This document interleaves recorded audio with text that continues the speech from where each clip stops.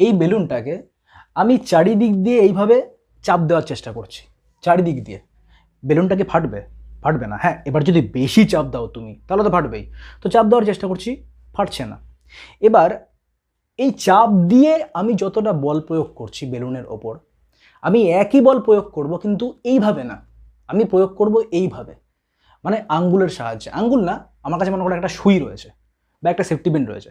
তো সেফটি পিনটাকে ধরে আমি মনে করো একই বল প্রয়োগ করছি, তাহলে দেখব যে এই বেলুনটা বাস্ট করবে। এর কারণটা কি? এর কারণটা হচ্ছে আমার কাছে তো বল একই রয়েছে, আমি তো একই বল প্রয়োগ করছি। প্রথমে প্রয়োগ করছিলাম এইভাবে, এইভাবে, পরে প্রয়োগ করছি একটা সেফটি পিন বা সুইয়ের মাধ্যমে। তো এখানে কি ঘটনাটা হচ্ছে?